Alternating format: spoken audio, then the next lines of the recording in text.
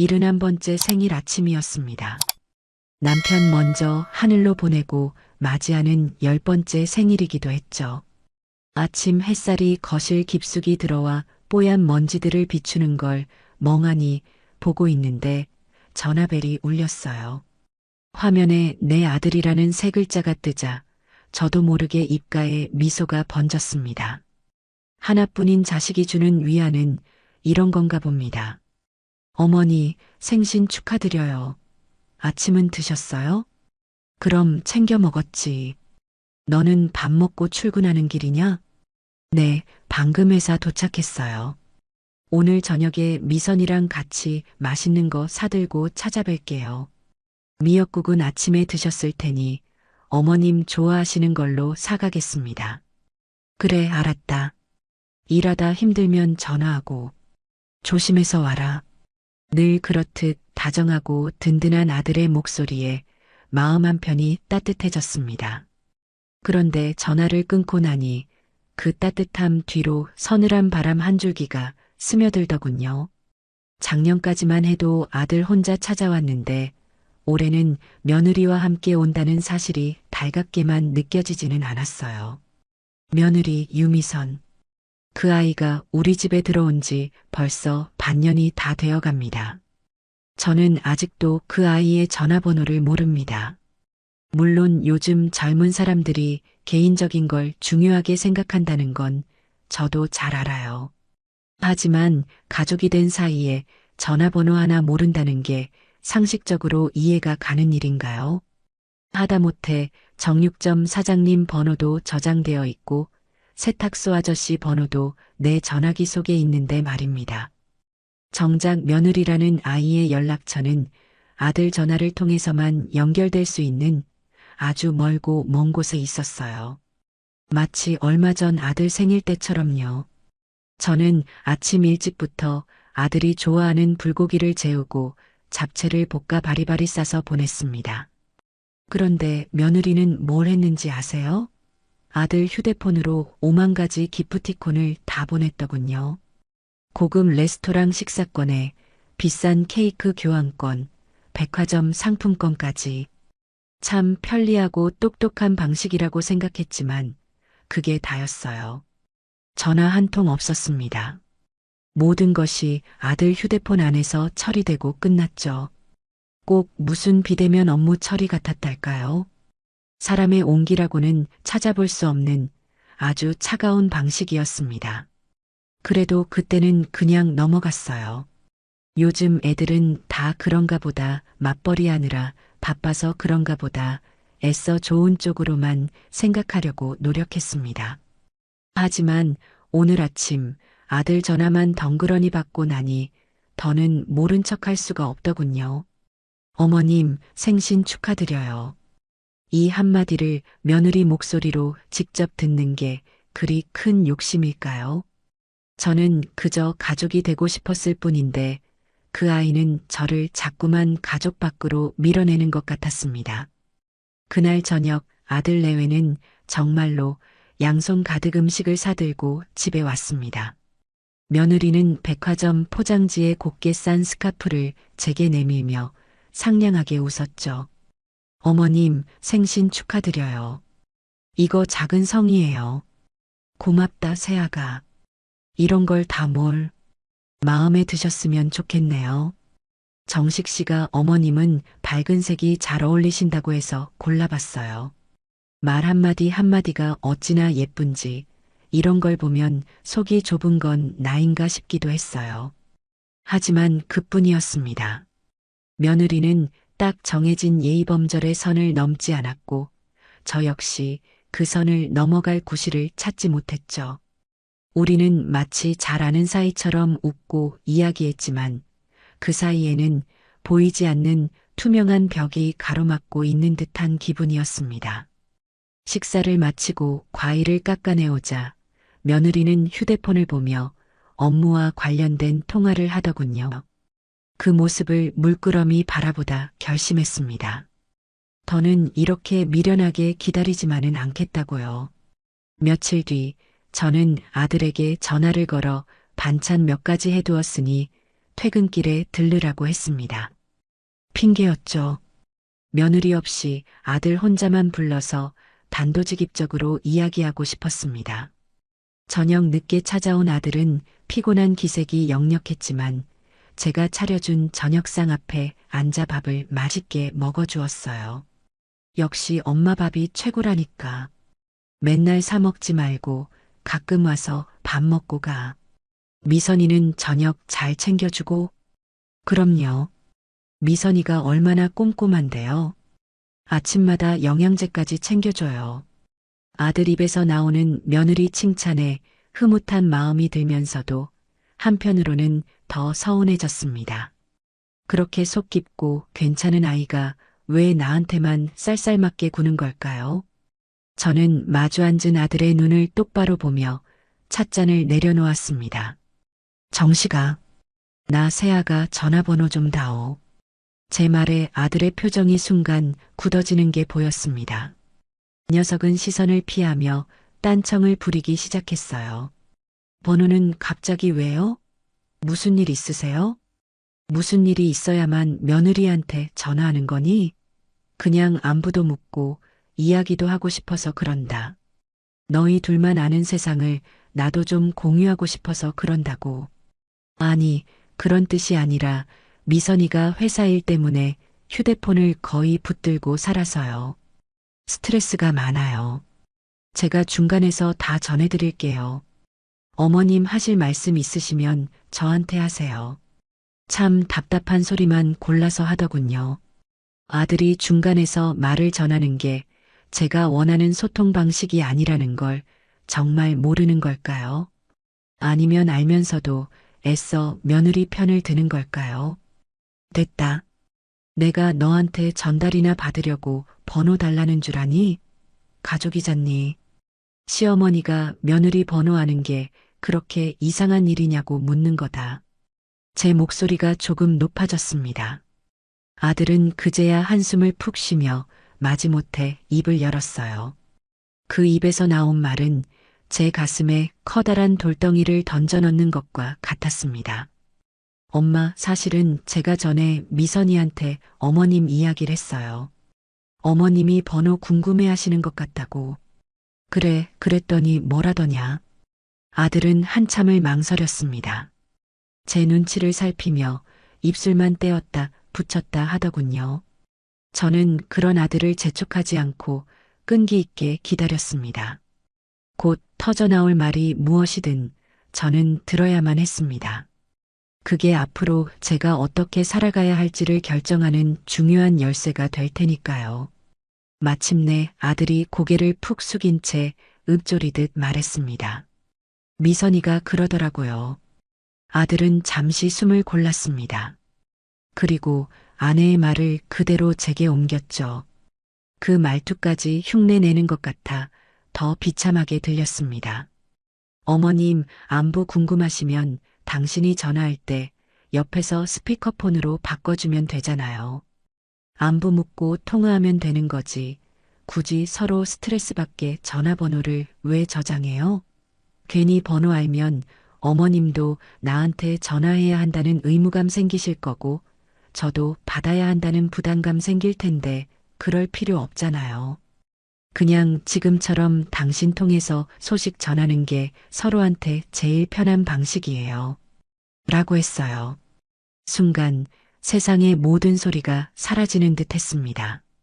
윙하는 이명과 함께 아들의 입모양만 뻐끔거리는 것처럼 보였어요. 분노가 치밀어 오를 거라는 예상과 달리 제 머릿속은 놀라울 정도로 차갑게 식어갔습니다. 아, 그랬구나. 이 아이는 처음부터 나를 가족으로 받아들일 마음이 눈곱만큼도 없었구나. 의무감, 부담감, 스트레스?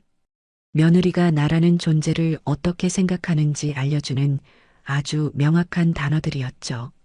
지금껏 혼자 속을 끓이고 서운해했던 시간들이 바보같이 느껴졌습니다. 저는 더 이상 상처받는 시어머니, 며느리 눈치 보는 늙은이로 살고 싶지 않았어요. 눈앞에서 어쩔 줄 몰라 하는 아들의 얼굴을 보니 측은한 마음마저 들었습니다. 이 착한 아들이 두 여자 사이에서 얼마나 힘들었을까요? 저는 자리에서 일어나 아들의 어깨를 두드렸습니다. 제 표정이 너무나 평온해서 아들은 오히려 더 당황한 눈치였어요. 엄마, 괜찮아요? 화 안 나세요? 화? 화가 왜 나니? 이제야 모든 게 분명해졌는데 저는 희미하게 웃어 보였습니다. 이제야 알겠다. 새아가가 뭘 원하는지, 그리고 내가 앞으로 어떻게 해야 할지도. 아들의 불안한 시선을 뒤로하고 저는 굳게 결심했습니다. 구차하게 며느리의 인정을 갈구하며 매달리지 않겠다고. 내 인생의 마지막 페이지를 눈물과 한숨으로 채우지는 않겠다고. 남처럼 살자는 그 아이의 뜻을 제가 아주 확실하게 이뤄주기로 마음먹었습니다. 그것이 71살 김인순이 되찾을 내 삶의 존엄성을 위한 첫걸음이 될 겁니다. 아들이 돌아간 뒤 저는 거실에 한참을 홀로 앉아 있었습니다. 텅 빈 집안에 저녁의 그림자가 길게 늘어져 있었지만 이상하게 마음은 고요했어요. 분노나 서러움 같은 감정의 찌꺼기들이 썰물처럼 빠져나간 자리에 단단하고 투명한 어떤 결심 같은 것이 차오르는 기분이었습니다. 며느리가 제게 던진 말들은 칼날처럼 날아와 박혔지만 그 덕에 안개 속에 있던 제 길이 선명하게 보이기 시작했으니까요. 저는 더 이상 피해자가 아니었습니다. 새로운 규칙을 정하는 주도자가 되기로 마음먹었죠. 주말이 오기만을 기다렸습니다. 그 며칠 동안 저는 집안을 정리했어요. 묵은 먼지를 털어내고 창문을 활짝 열어 묵직한 공기를 내보냈습니다. 이건 단순한 청소가 아니었어요. 제 마음에 덕지덕지 붙어있던 미련과 기대를 털어내는 의식과도 같았습니다. 거실 한쪽 벽을 차지하고 있던 아들 내외와 어색하게 웃으며 찍었던 결혼사진 액자를 조용히 내려 창고에 넣었습니다. 그 빈자리에는 얼마 전 동네를 산책하다가 찍어둔 이름 모를 들꽃이 가득 핀 오솔길 사진을 끼워 넣었죠. 그걸 보고 있으니 마음이 한결 편안해졌습니다. 토요일 오전 저는 아들에게 전화를 걸었습니다. 목소리에 감정을 싣지 않으려고 노력하며 마치 업무를 전달하듯 용건만 말했죠. 정식아, 내일 점심때쯤 미선이랑 같이 집으로 좀 오너라. 너희에게 꼭 해야 할 말이 있다. 네, 갑자기요? 무슨 일 있으세요, 어머니? 전화 너머 아들의 목소리에는 당혹감과 불안감이 섞여 있었습니다. 며칠 전 그 일이 있은 후로 제게서 처음 오는 연락이었으니 당연한 반응이었겠죠. 별일 아니야. 그냥 내 생각을 정리해서 알려줘야 할 것 같아서 그런다. 부담 갖지 말고 시간 맞춰서 와. 저는 더 이상 말을 잇지 않고 전화를 끊었습니다. 불안해하는 아들에게 구구절절 설명하며 안심시키고 싶은 마음이 조금도 들지 않았어요. 이제부터는 내 감정과 내 시간을 최우선으로 생각하기로 했으니까요. 다음 날 약속한 시간이 되자 초인종이 울렸습니다. 문을 열어주니 예상대로 두 사람의 표정은 잔뜩 굳어 있었어요. 아들은 걱정스러운 얼굴로 제 안색을 살폈고 며느리는 무슨 추궁이라도 당할 사람처럼 입을 꾹 다문 채 경계심을 드러내고 있었습니다. 저는 그런 두 사람에게 아무렇지 않게 웃으며 말했어요. 어서 와라. 점심은 먹었니? 차라도 한잔하면서 이야기하자. 저는 두 사람을 식탁에 앉히고 얼마 전 선물 받은 국화차를 정성껏 우려냈습니다. 찻잔에서 피어오르는 은은한 향기가 어색한 침묵을 채웠어요. 며느리는 찻잔만 내려다볼 뿐 저와 눈을 마주치지 않았습니다.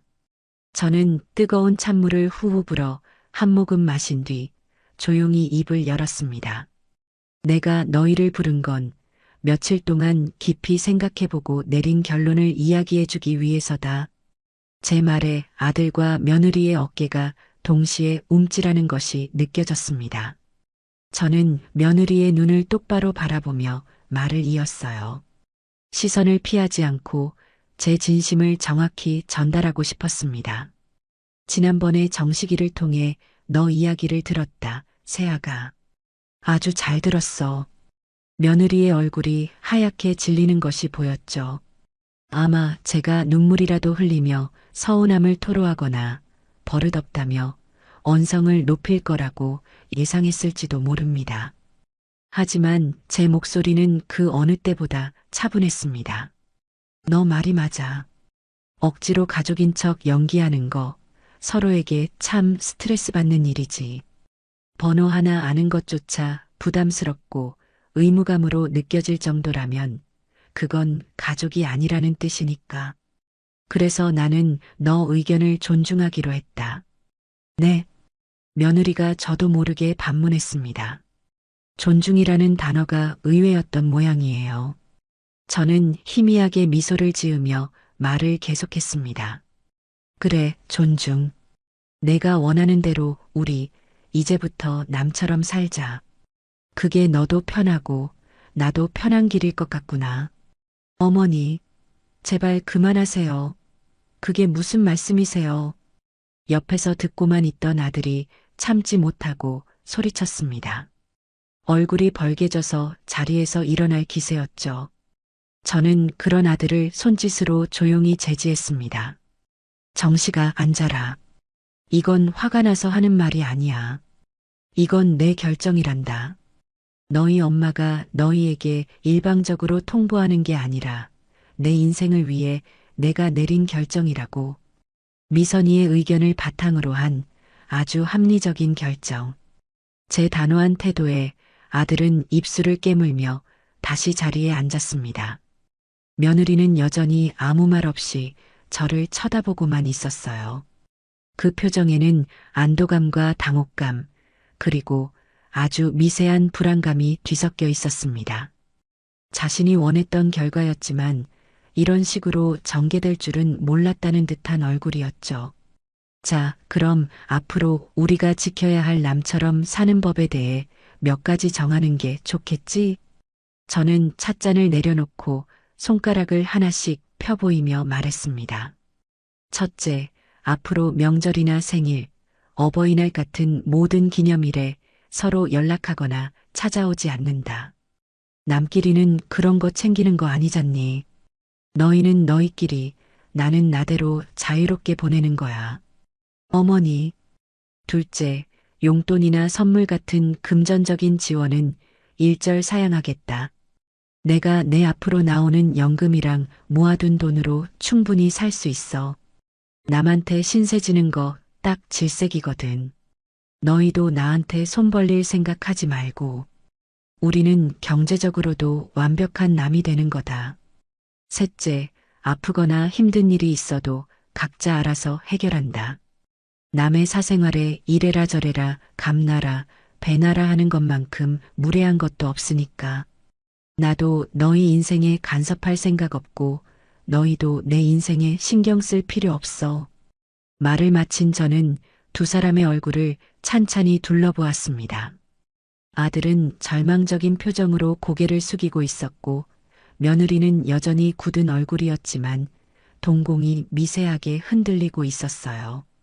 자신이 뱉은 말이 어떤 결과를 가져왔는지 이제야 실감하는 듯 했습니다. 이상이다. 아주 간단하고 명확하지? 서로에게 부담 주지 말고 스트레스 받지 말고 각자 인생을 행복하게 사는 것. 이게 내가 내린 결론이다. 너희도 동의하지? 저는 며느리를 향해 물었습니다.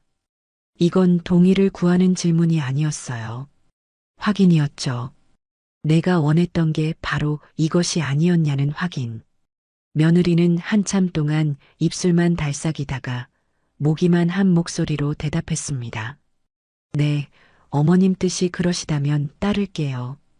그 말을 듣는 순간 우리 사이의 마지막 끈이 완전히 끊어졌다는 것을 실감했습니다. 아들의 깊은 탄식 소리가 거실을 울렸지만 저는 조금도 흔들리지 않았어요.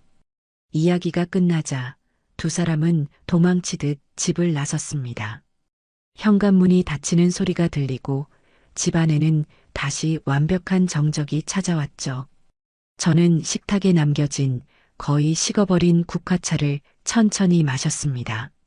씁쓸하면서도 향긋한 차 맛이 꼭 제 마음 같았어요. 이제 정말 혼자가 되었지만 이상하게 외롭지 않았습니다. 오히려 족쇄가 풀린 것처럼 자유로운 기분이 들었어요.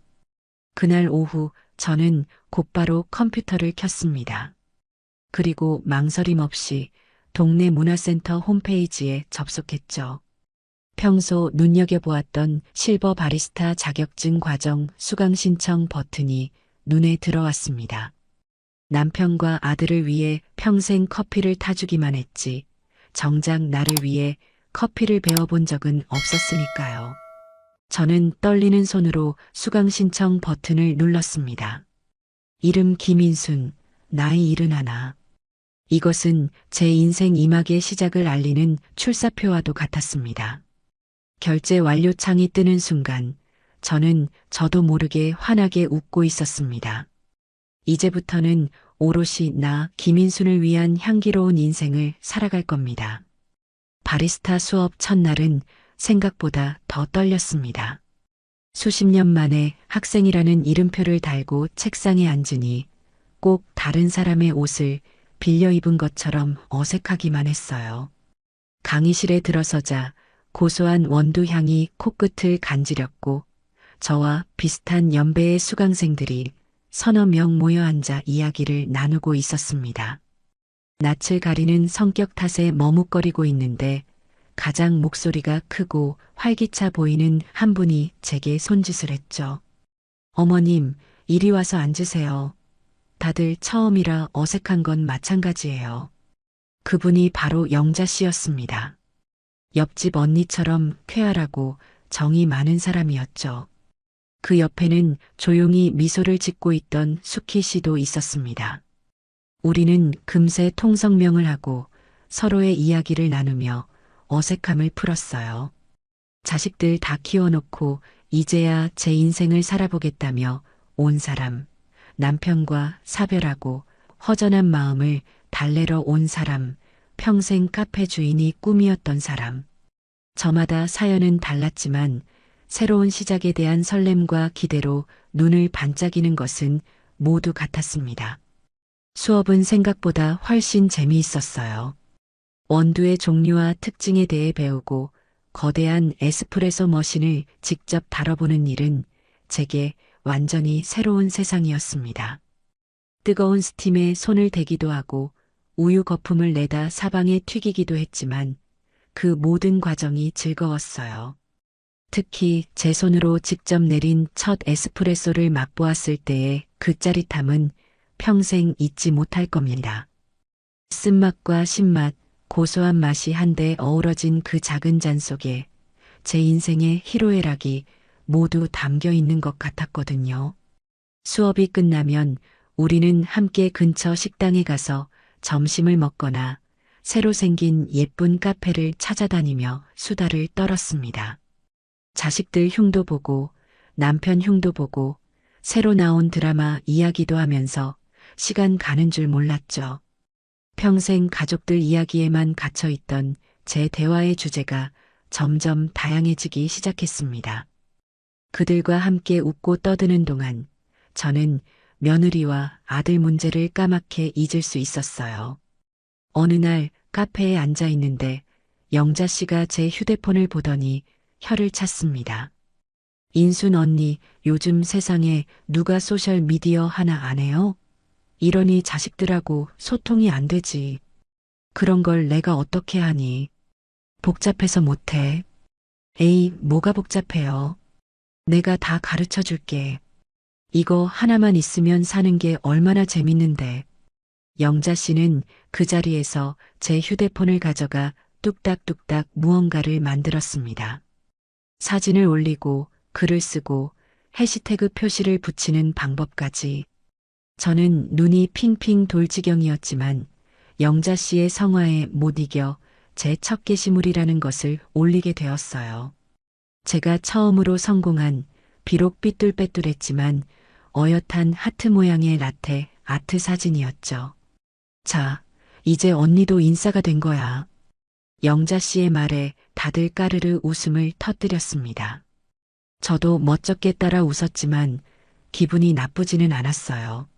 잠시 후 휴대폰에서 띵하는 소리가 울렸습니다. 영자 씨와 숙혜 씨가 제 게시물에 좋아요를 누르고 첫 작품 너무 멋져요. 라는 댓글을 단 것이었죠. 별것 아닌 일이었는데도 가슴 한구석이 따뜻해지면서 왠지 모를 뿌듯함이 밀려왔습니다. 누군가에게 응원받고 인정받는다는 느낌이 이런 것이구나 새삼 깨닫게 되었죠. 그렇게 저의 새로운 일상은 커피 향과 사람들의 웃음소리로 채워져 갔습니다. 그러던 어느 날 저녁 한창 친구들과 단체 채팅방에서 수다를 떨고 있는데 아들에게서 전화가 걸려왔습니다. 남처럼 살자고 선언한 이후 처음으로 오는 전화였어요. 저는 잠시 망설이다가 아무렇지 않은 척 전화를 받았습니다. 왜 그러니? 어머니 잘 지내세요? 목소리가 좋아 보이시네요. 아들의 목소리에는 어색함과 걱정이 뒤섞여 있었습니다. 제가 혹시라도 혼자 방 안에서 울고 있을까봐 걱정했던 모양이에요. 그럼 잘 지내고 말고. 나 요즘 바리스타 배운다고 했지? 오늘은 카푸치노 만드는 법을 배웠는데 아주 재밌더라. 너도 나중에 한번 마시러 와. 제 대답이 예상과 달랐는지 아들은 잠시 말을 잃었습니다. 제가 먼저 신나서 제 일상을 이야기하는 상황이 낯설었던 거겠죠. 아, 네. 친구분들은 잘해주세요? 그럼 다들 얼마나 좋은 사람들인데. 너보다 나를 더 잘 챙겨준다. 지금도 우리끼리 채팅하느라 바빠. 무슨 할 말 있어서 전화한 거니? 용건 없으면 끊어야겠다. 숙혜 씨가 재밌는 사진을 올려서 아니요. 그게 그냥 목소리 듣고 싶어서요. 아들의 목소리가 기어 들어가는 것을 느끼며 저는 속으로 쓴웃음을 지었습니다.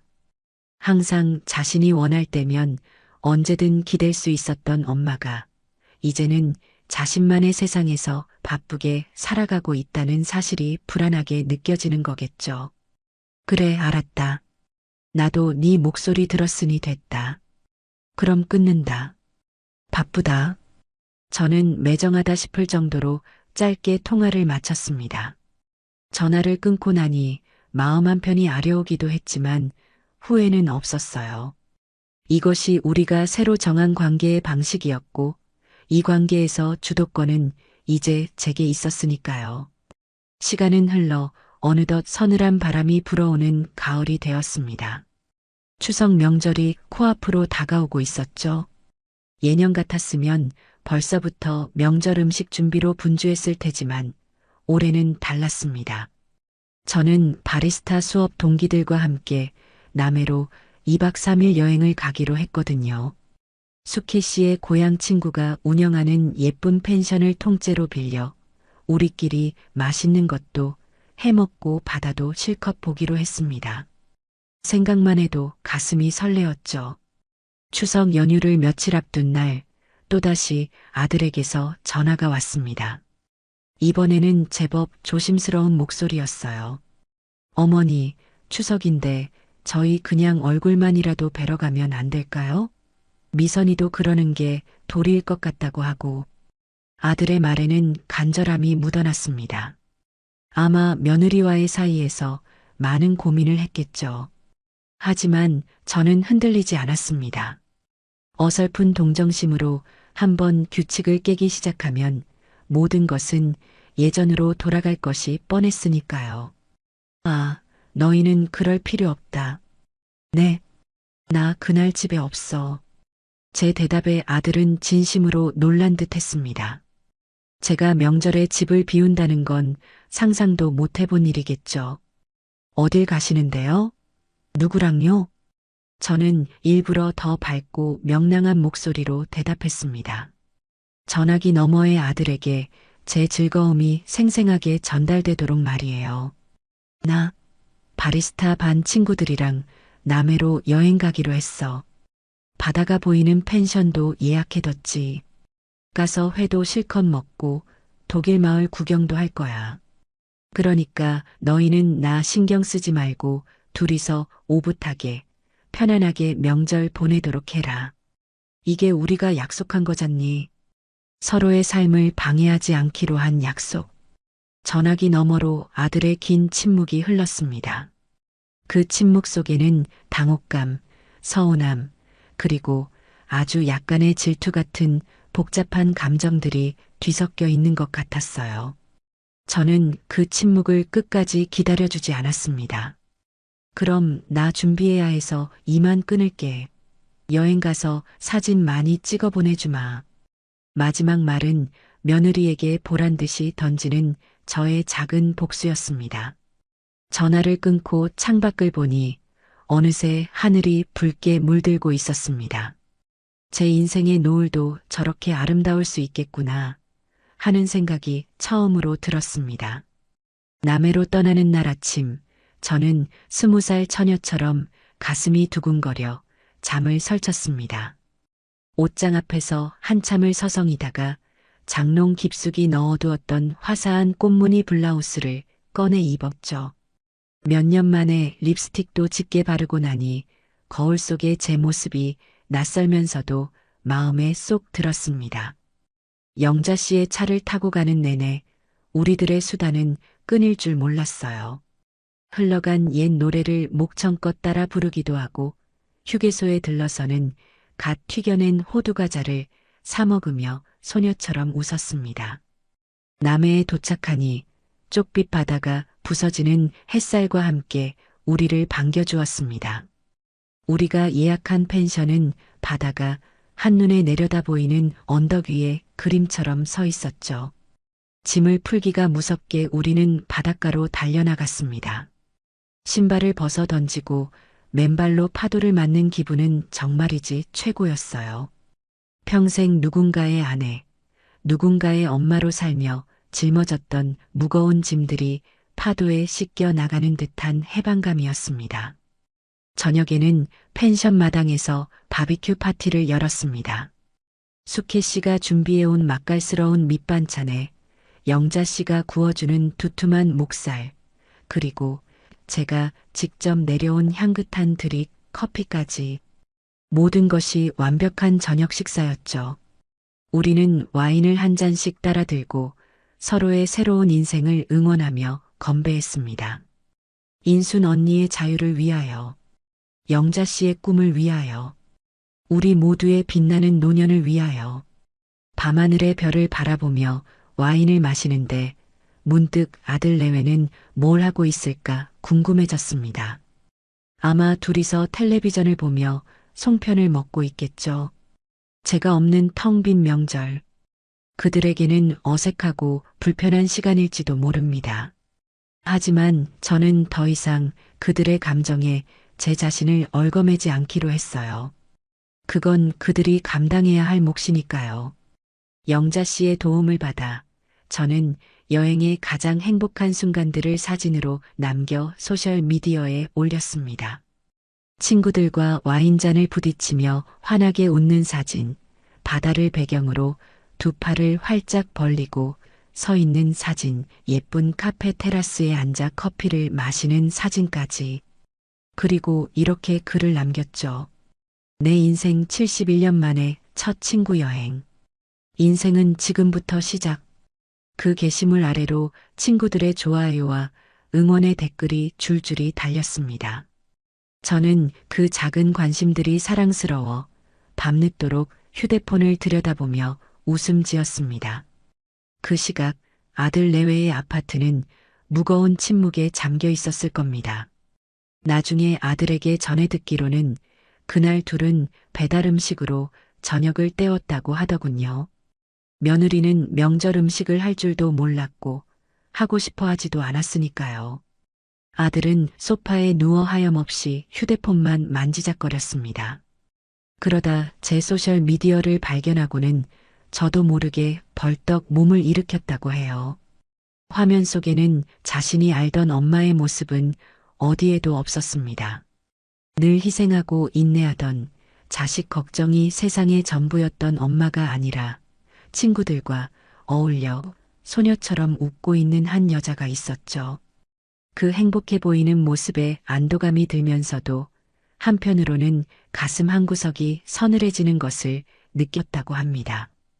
엄마의 세상에서 자신이 점점 밀려나고 있다는 상실감이었을까요? 아들은 말없이 휴대폰을 며느리에게 건넸습니다. 며느리 미선 역시 사진 속의 저를 보고 한동안 아무 말이 없었다고 해요. 자신이 그토록 밀어내고 싶었던 시어머니, 귀찮고 부담스럽기만 했던 존재, 그저 집안에서 조용히 늙어갈 것이라고 생각했던 시어머니가 저렇게 자신의 인생을 멋지게 꾸려나가는 모습은 상상해 본 적도 없었겠죠. 며느리의 마음속에 어떤 파문이 일었을지는 저도 알 수 없습니다. 다만 그날 이후로 며느리가 저를 이전과는 다른 시선으로 보기 시작했다는 것만은 분명합니다. 여행에서 돌아온 며칠 뒤 아들이 불쑥 저를 찾아왔습니다. 손에는 은행 봉투 하나가 들려 있었죠. 녀석은 멋쩍게 머리를 극적이며 봉투를 제게 내밀었습니다. 어머니, 용돈이에요. 여행 다녀오시느라 돈 많이 쓰셨을 텐데. 저는 커피 그라인더에서 시선을 떼지 않은 채 무심하게 대답했습니다. 필요 없다. 가져가. 그래도 어머니, 이건 그냥 아들로서 드리는 성의인데. 정식아. 저는 하던 일을 멈추고 아들의 눈을 똑바로 쳐다봤습니다. 제 목소리는 낮고 단호했어요. 우리 약속한 건 지키자. 남끼리는 돈거래하는 거 아니라고 분명히 말했다. 이건 너와 나의 문제가 아니라 나와 너희라는 관계의 문제야. 이 선을 무너뜨리면 모든 게 예전으로 돌아가. 난 그걸 원하지 않아. 제 눈빛이 너무나 확고했던지 아들은 더 이상 아무 말도 하지 못했습니다. 녀석은 봉투를 쥔 채 한참을 우두커니 서 있다가 결국 힘없이 돌아서더군요. 축 처진 아들의 뒷모습을 보니 마음이 아팠지만 저는 끝까지 붙잡지 않았습니다. 아들도 이제는 배워야 했습니다. 모든 관계에는 책임이 따른다는 것을요. 그리고 자신이 한 선택이 어떤 결과를 가져오는지 똑똑히 봐야만 했죠. 그날 밤 저는 아들이 두고 간 원두를 갈아 정성껏 커피를 내렸습니다. 집 안 가득 퍼지는 커피 향을 맡으며 저는 다시 한번 다짐했어요. 절대로 흔들리지 않겠다고. 이 향기로운 평화를 빼앗기지 않겠다고 말입니다. 그리고 그 시간 며느리 미선은 자신의 방 침대에 누워 잠 못 이루고 있었다고 합니다. 남편의 풀 죽은 모습을 보고 마음이 편치 않았던 거죠. 자신으로 인해 남편과 시어머니 사이가 돌이킬 수 없이 멀어진 것 같아 죄책감도 들었을 겁니다. 그녀는 밤늦도록 제 소셜 미디어를 몇 번이고 다시 들여다봤다고 해요. 삐뚤빼뚤한 라테 아트 사진부터 친구들과 함께 찍은 여행 사진까지 하나하나 꼼꼼히 훑어보면서 그녀는 무슨 생각을 했을까요? 도대체 어떤 사람인 거지? 자신이 멋대로 판단하고 재단했던 시어머니라는 틀 안에 가둘 수 없는 낯선 사람 김인순을 마주하며 며느리는 큰 혼란에 빠졌을 겁니다. 자신이 원했던 대로 완벽한 자유를 얻었지만 그 대가로 잃어버린 것이 무엇인지 어렴풋이 깨닫기 시작한 것이겠죠. 그렇게 우리 사이에 보이지 않는 벽에는 아주 작은 균열이 생겨나고 있었습니다. 바리스타 자격증 실기 시험을 보던 날, 제 손은 20살 처녀처럼 가늘게 떨렸습니다. 수십 년 동안 밥솥 버튼은 눈 감고도 눌렀고 아들 반찬 만드는 일에는 도가 텄는데 고작 커피 한 잔 내리는 일이 뭐라고 이리 긴장되는지 모를 일이었죠. 옆에서 함께 시험을 보던 영자 씨가 언니, 청심환이라도 하나 줄까? 하며 눅을 쳤지만 저는 웃음으로 답하며 애써 마음을 다잡았습니다. 제 이름이 호명되고 저는 연습한 대로 심호흡을 한 번 한 뒤 에스프레소 머신 앞에 섰습니다. 결과는 합격이었습니다. 제 이름 옆에 찍힌 합격이라는 두 글자를 보는 순간 대학에 합격한 아들의 이름을 확인했을 때만큼이나 가슴이 벅차올랐어요. 그날 우리는 다 같이 모여 조촐한 축하 파티를 열었습니다. 작은 케이크에 촛불을 켜고 서툰 솜씨로나마 서로에게 직접 내린 커피를 대접하며 한바탕 웃었죠. 제 인생이 이렇게 즐겁고 충만할 수 있다는 것을 저는 71살이 되어서야 비로소 배우고 있었습니다. 제 삶이 이렇듯 향기로운 커피 향으로 채워져 가는 동안 아들 내외의 집에는 무겁고 씁쓸한 침묵이 내려앉고 있었던 모양입니다. 아주 한참 뒤에야, 모든 것이 지나간 뒤에야 저는 아들을 통해 그 시간 동안 며느리에게 어떤 일이 있었는지를 전해 듣게 되었어요. 며느리 미선이가 그토록 날카로운 가시를 세울 수밖에 없었던 그 아이의 뿌리 깊은 상처에 대한 이야기였죠. 모든 것은 늘 그랬듯 한 통의 전화에서 시작되었다고 합니다. 그날도 며느리는 고된 회사 일을 마치고 녹초가 되어 집으로 돌아왔다고 해요. 소파에 몸을 던지자마자 약속이라도 한 듯 휴대폰이 울렸습니다. 화면에 엄마라는 두 글자가 뜨는 순간 며느리는 자신도 모르게 온몸의 근육이 긴장하는 것을 느꼈다고 합니다.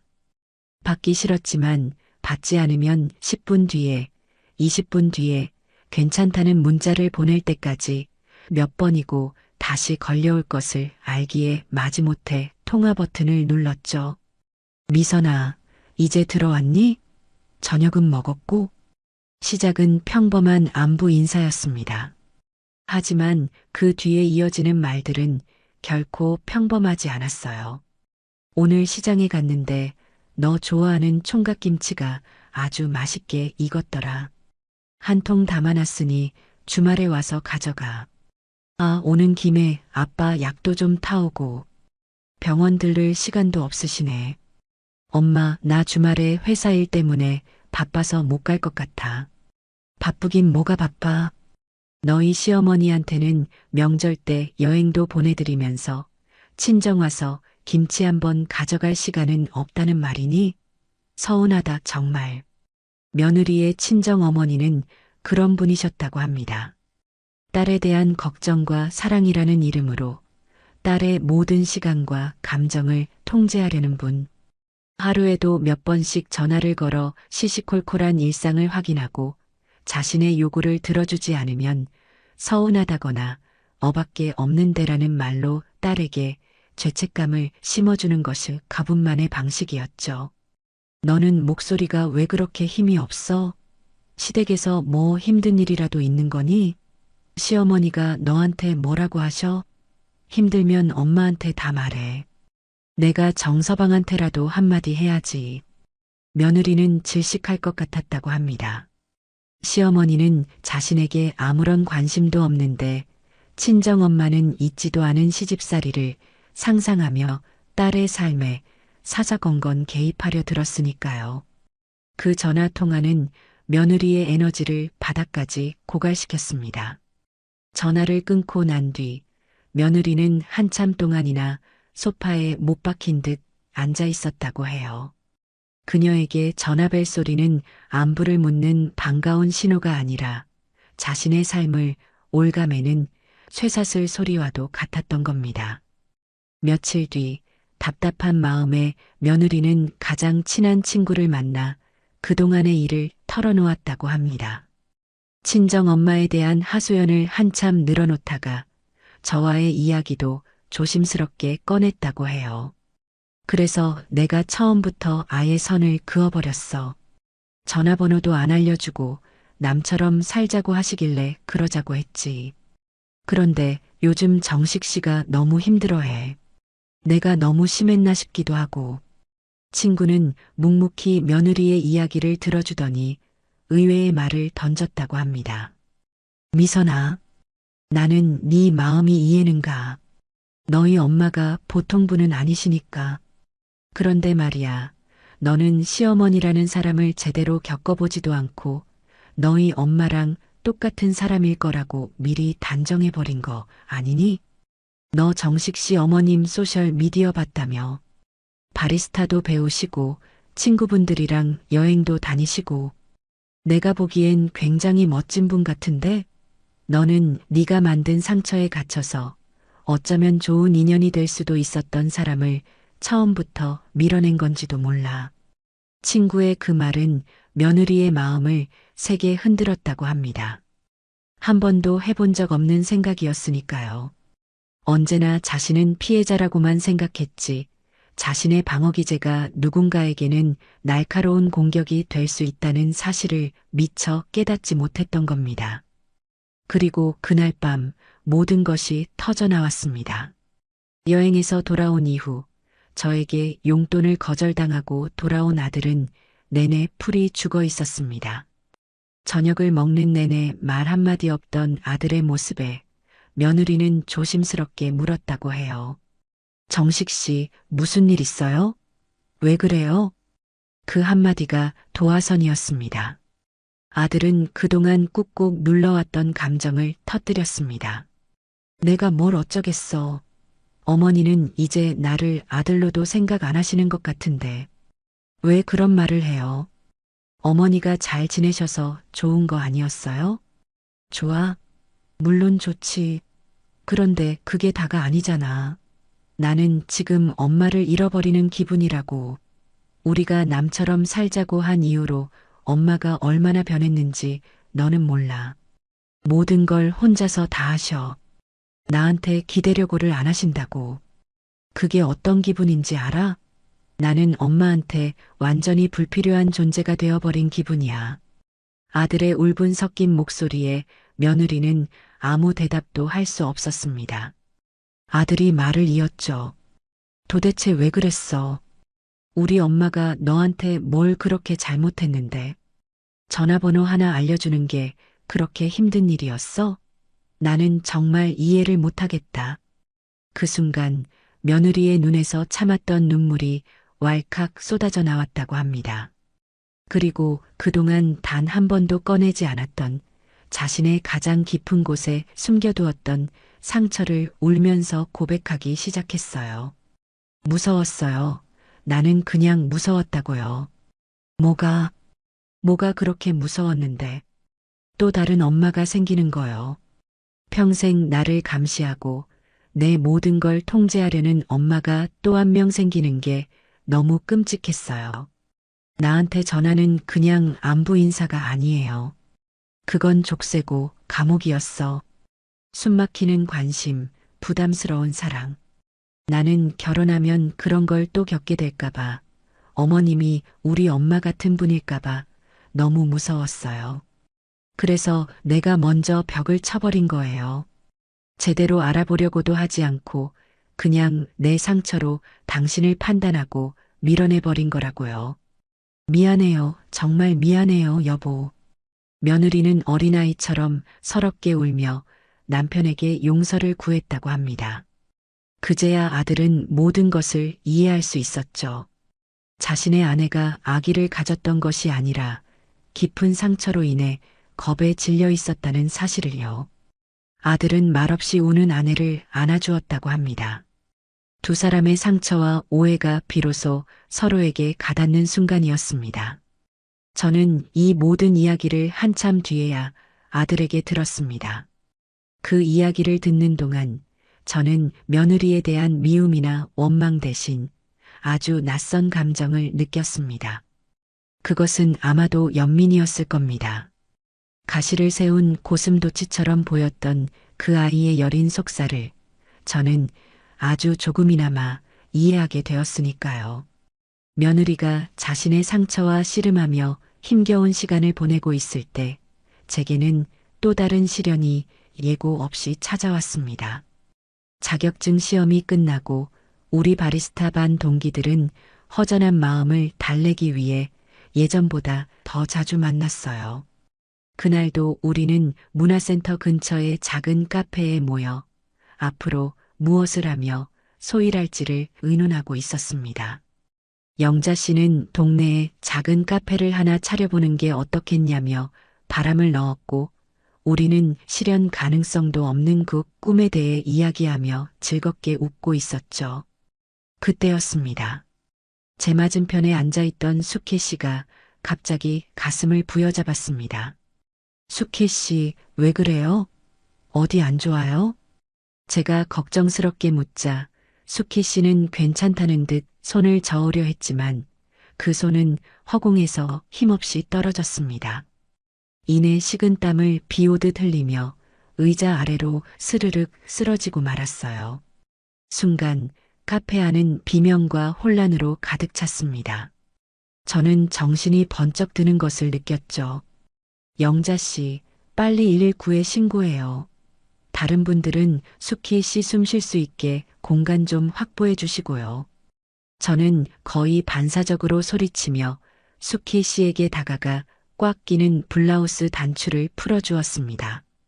어디서 본 것은 있어서 함부로 몸을 움직이면 안 된다는 생각에 최대한 조심스럽게 기도를 확보해 주었죠. 잠시 후 요란한 사이렌 소리와 함께 구급대원들이 들이닥쳤고 수키 씨는 들것에 실려 구급차에 옮겨졌습니다.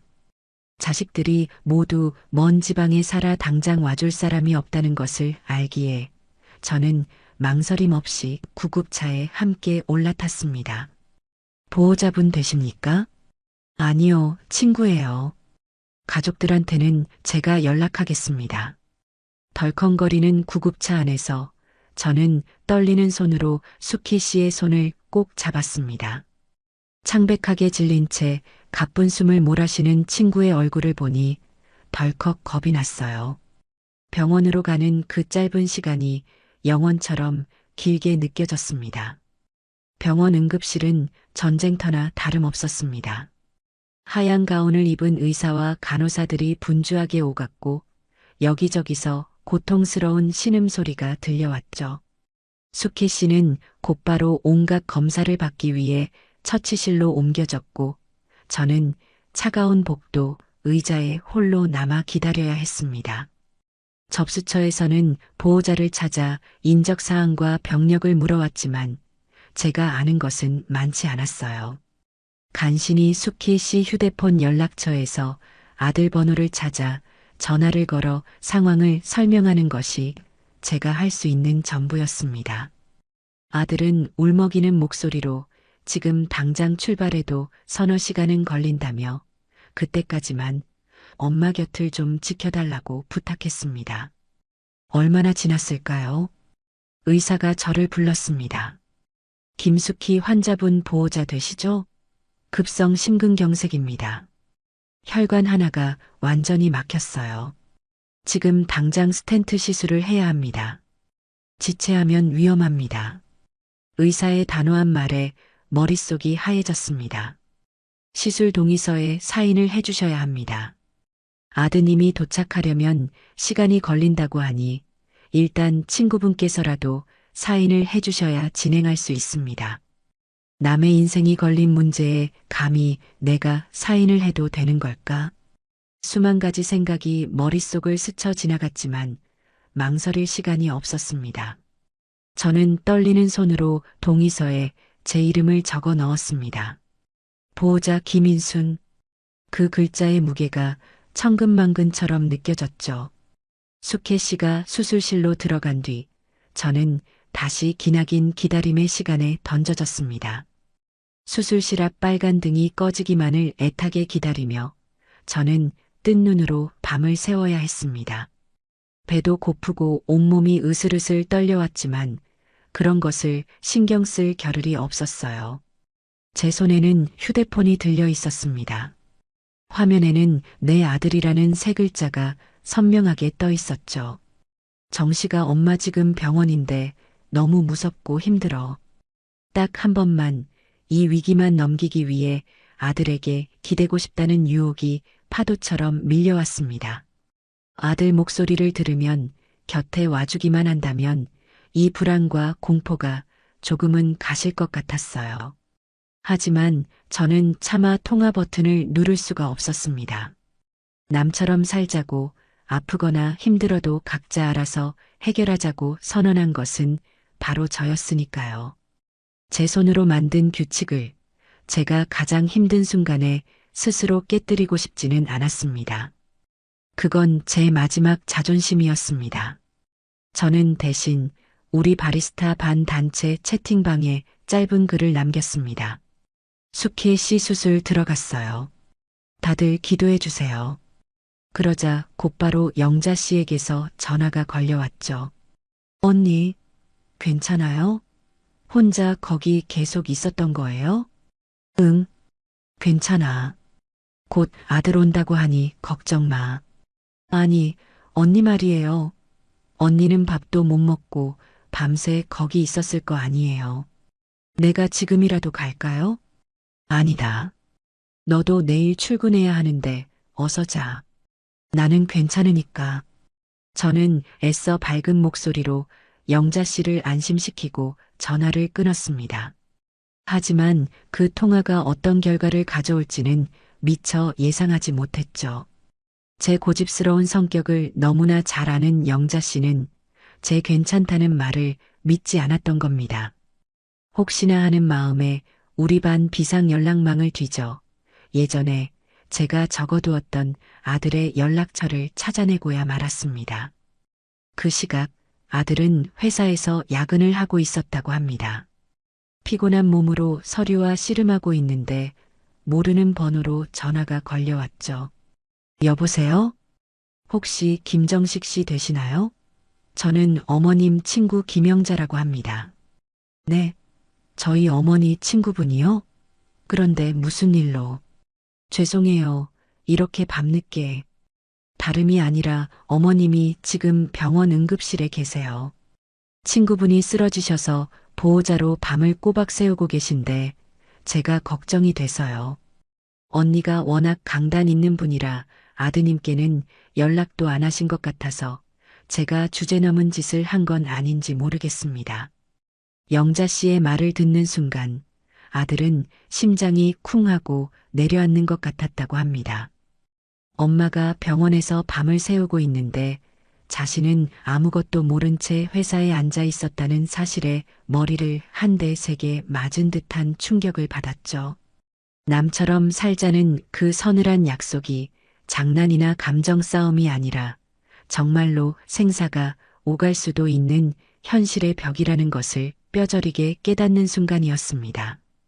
아들은 다급하게 소리쳤다고 해요. 어느 병원입니까? 지금 당장 알려주세요. 아들은 들고 있던 서류를 집어 던지다시피 하고 사무실을 뛰쳐나갔습니다. 차가운 밤 공기를 가르며 병원으로 향하는 내내 아들의 머릿속은 후회와 두려움으로 가득 차 있었다고 합니다. 수술실 앞을 지킨 지 얼마나 지났을까요? 길고 길었던 수술이 끝나고 의사가 나와 수키 씨의 상태를 설명해 주었습니다. 다행히 수술은 잘 끝났지만 중환자실에서 경과를 지켜봐야 한다고 했죠. 안도의 한숨과 함께 온몸의 긴장이 탁 풀리자 그제야 밤새 저를 짓누르던 피로가 한꺼번에 몰려왔습니다. 중환자실 면회 시간까지는 아직 한참이나 남아 있었어요. 저는 텅 빈 복도 의자에 몸을 구겨 넣고 잠시 눈을 붙였습니다. 꿈속에서조차 병원의 소독약 냄새가 나는 것 같았죠. 얼마나 잤을까요? 누군가 제 어깨 위로 따뜻한 것을 덮어주는 온기에 스르르 눈을 떴습니다. 희미한 시야 속으로 익숙한 구두와 바지 정장이 들어왔어요. 고개를 들자 거기에는 걱정이 가득한 얼굴의 아들이 서 있었습니다. 밤새 달려온 것인지 머리는 헝클어져 있었고 와이셔츠는 구겨져 있었죠. 정식아, 네가 어떻게 해? 엄마. 아들은 아무 말 없이 제 옆에 앉았습니다. 그리고는 제 어깨를 덮어주었던 자신의 양복 상의를 여며주었죠. 그 옷에는 아들의 체온이 고스란히 남아 있었습니다. 친구분한테 연락받았어요. 왜 전화 안 했어요? 왜 혼자 이러고 있었어요? 아들의 목소리는 원망과 안타까움으로 살짝 잠겨 있었습니다. 저는 차마 대답할 수가 없었어요. 자존심 때문이었다는 말이 목구멍까지 차올랐지만 달아빠진 자존심을 내세우기에는 제 모습이 너무나 초라했습니다. 아들은 더 이상 저를 다그치지 않았습니다. 그저 잠시 자리를 비우더니 따뜻한 캔 커피 2개를 들고 돌아왔어요. 그리고 하나를 제 차가운 손에 쥐어주었죠. 따뜻한 온기가 손바닥을 통해 온몸으로 퍼져나가는 것 같았습니다. 그 후로 우리는 한참 동안 아무 말 없이 나란히 앉아 있었습니다. 아들은 제가 밤새 씨름했을 복잡한 병원 서류들을 가져가 묵묵히 읽어 내려가기 시작했어요. 어려운 의학 용어들을 휴대폰으로 찾아보기도 하고 보험 관련 서류들을 꼼꼼하게 챙기는 아들의 뒷모습을 보니 저도 모르게 눈시울이 뜨거워졌습니다. 제가 없어도 잘 살 거라고 생각했던 아들이 여전히 저에게는 가장 든든한 기둥이라는 사실을 새삼 깨닫게 되었죠. 그때였습니다. 복도 저편에서 누군가 조심스럽게 다가오는 것이 보였습니다. 고개를 들어보니 뜻밖에도 며느리 미선이었습니다. 손에는 작은 보온병을 든 채 어쩔 줄 모르겠다는 표정으로 우리를 향해 쭈뼛거리며 서 있었죠. 저는 너무 놀라 아무 말도 할 수 없었습니다. 이곳은 며느리가 가장 오기 싫어할 만한 장소였으니까요. 아들이 먼저 며느리를 발견하고 자리에서 일어났습니다. 며느리는 아들과 몇 마디 짧게 이야기를 나누더니 이내 결심한 듯 제 앞으로 다가왔습니다. 그리고는 고개를 살짝 숙인 채 들고 있던 보온병을 제게 내밀었어요. 어머님 밤새 힘드셨을 텐데 드세요. 며느리의 목소리는 아주 작게 떨리고 있었습니다. 저와 눈도 제대로 마주치지 못했죠. 저는 그 보온병과 며느리의 얼굴을 번갈아 쳐다보았습니다. 제 마음속에서는 수만 가지 감정이 교차했습니다. 이 아이가 여길 왜 왔을까? 아들이 억지로 끌고 온 걸까? 아니면 이것도 그저 며느리로서의 의무감 때문일까? 오래된 원망과 불신이 고개를 들려 했지만 저는 며느리의 지친 눈동자에서 진심 어린 걱정의 빛을 발견할 수 있었습니다. 우리 세 사람 사이에는 무겁고 긴 침묵이 흘렀습니다. 아들은 숨을 죽인 채 저와 며느리 사이에서 일어나는 이 조용한 줄다리기를 지켜보고 있었죠. 여기서 내가 이 손길을 거절한다면 우리 사이의 벽은 영원히 허물어지지 않을지도 모릅니다. 반대로 내가 이 손길을 잡는다면 모든 것이 달라질 수도 있겠죠. 저는 천천히 손을 뻗어 며느리가 내민 보온병을 받아들었습니다.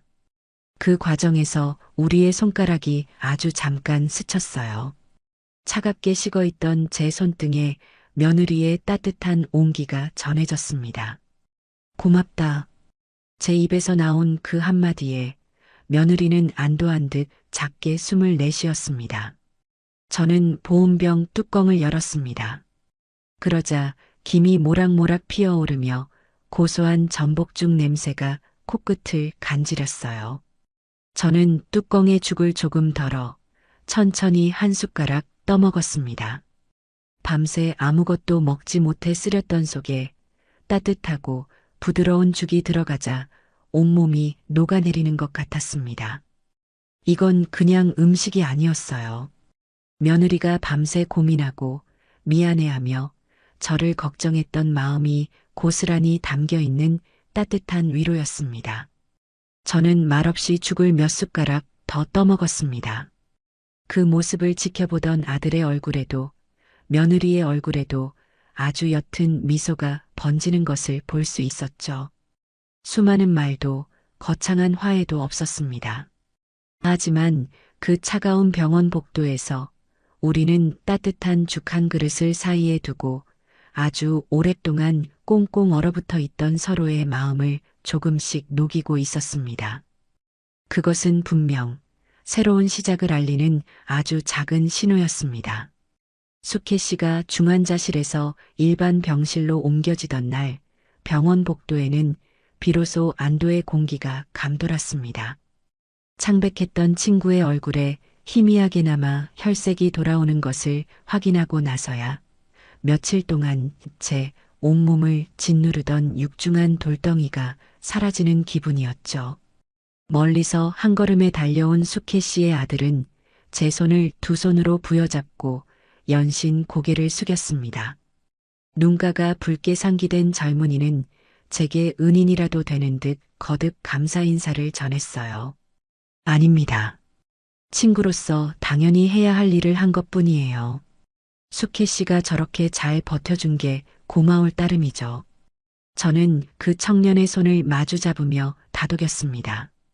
그동안의 경과와 의사 선생님의 소견, 제가 서명했던 수많은 서류 뭉치를 아들 내외와 함께 수케 씨 아들에게 차근차근 인계했습니다.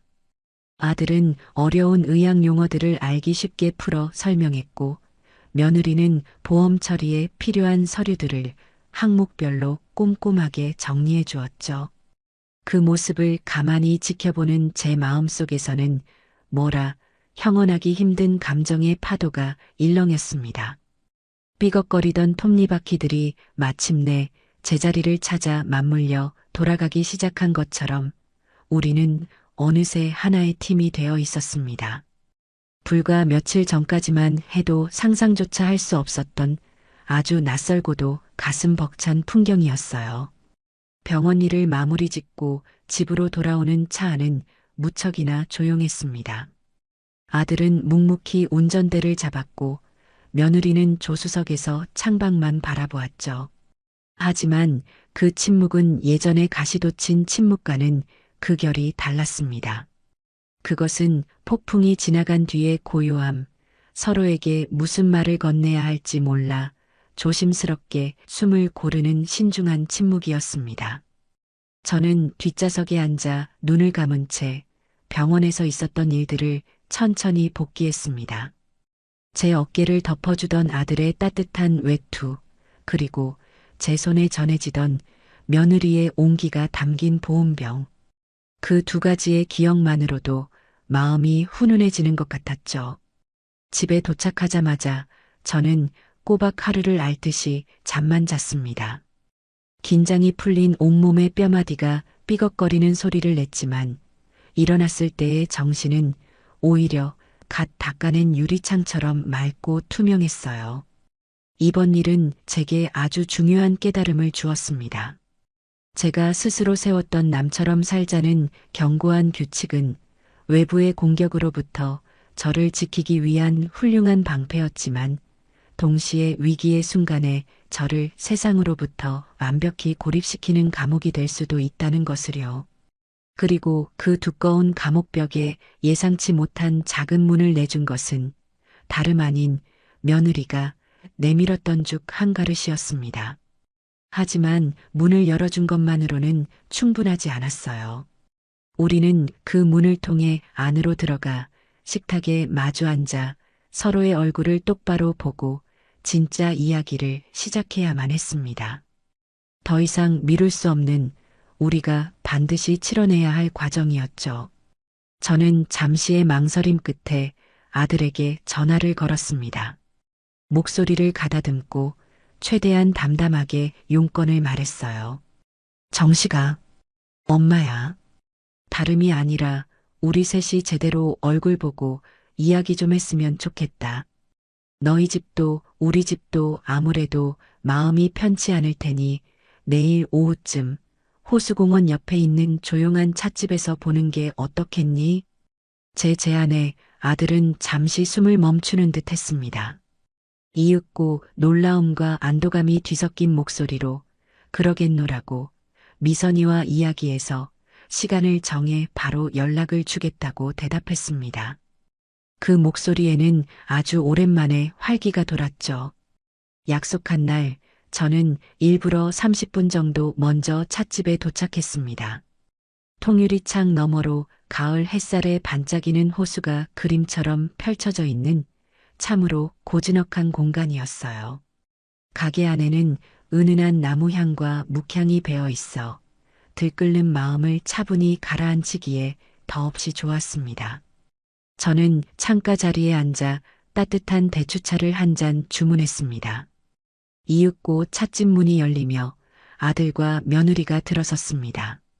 두 사람의 얼굴에는 마치 중요한 시험을 앞둔 수험생처럼 비장함마저 감돌고 있었죠. 먼저 와 계셨네요, 어머님. 그래, 길이 막힐까봐 서둘렀더니 조금 일찍 왔구나. 앉아라. 우리는 잠시 동안 차를 마시며 창밖 풍경을 바라보았습니다. 누구도 선뜻 먼저 입을 열지 못했죠. 저는 찻잔을 데우는 뜨거운 수증기를 바라보다가 이 어색한 침묵을 깨야 하는 사람이 바로 나라는 것을 깨달았습니다. 제가 먼저 마음을 열지 않으면 저 아이들은 평생 제 앞에서 입을 다물고 말 겁니다. 병원에서 끌여다 준 그 중 말이다. 제가 운을 떼자 며느리의 어깨가 움찔하는 것이 느껴졌습니다. 참 맛있게 잘 먹었다. 밤새 아무것도 못 먹어 쓰렸던 속이 그 죽 한 그릇에 다 풀리는 것 같았어. 제 말에 며느리는 고개를 번쩍 들었습니다. 아마 제가 병원에서의 일을 이렇게 담담하게 꺼낼 줄은 몰랐던 모양이에요. 꾸짖음이나 원망이 아닌 따뜻한 칭찬으로 대화를 시작하는 제 방식이 낯설었겠죠. 아, 입에 맞으셨다니 정말 다행이네요. 고맙다, 새아가. 내가 안다. 그 정신없는 상황에, 그 밤중에 거기까지 일부러 찾아온다는 게 결코 쉬운 일이 아니었다는 거. 네가 내민 그 죽그릇에 네 마음이 고스란히 담겨 있다는 것도. 제 진심 어린 인사에 며느리의 눈가가 파르르 떨리더니 이내 붉게 물들기 시작했습니다. 옆에 앉은 아들이 말없이 며느리의 손을 가만히 잡아주었죠. 그 작은 격려에 용기를 얻었는지 며느리는 큰 숨을 한 번 내쉬고는 마침내 제 눈을 똑바로 바라보았습니다. 그리고 아주 오랫동안 자기 안에 단단하게 가둬두었던 아프고 서러웠던 이야기들을 하나씩 꺼내놓기 시작했습니다. 어머님, 제가 그동안 어머님께 정말 죄송했습니다. 며느리는 자신의 친정 어머니에 대한 이야기를 했습니다. 그것은 사랑이라는 이름으로 포장된 지독한 집착과 통제에 관한 기록이었어요. 매일 아침 눈을 뜨면서부터 밤에 잠들 때까지 이어지는 확인 전화, 딸의 모든 일정을 꿰뚫고 있어야만 직성이 풀리는 감시, 자신의 뜻대로 되지 않으면 어김없이 쏟아지는 원망과 한숨. 며느리는 그 모든 것을 효녀라는 이름 아래에서 묵묵히 감당해야 했다고 합니다. 전화벨 소리가 세상에서 제일 무서웠어요. 그 소리가 들릴 때마다 심장이 철렁 내려앉았죠. 오늘은 또 무슨 일로 나를 힘들게 하실까? 오늘은 또 어떤 요구를 하실까? 미리부터 겁이 났으니까요. 제 감정이나 생각은 중요하지 않았어요. 언제나 엄마의 기분을 살피고 엄마의 뜻에 맞춰드리는 게 제 삶의 전부였습니다. 그 아이의 목소리는 때로는 분노로, 때로는 체념으로, 때로는 깊은 슬픔으로 가늘게 떨리고 있었습니다.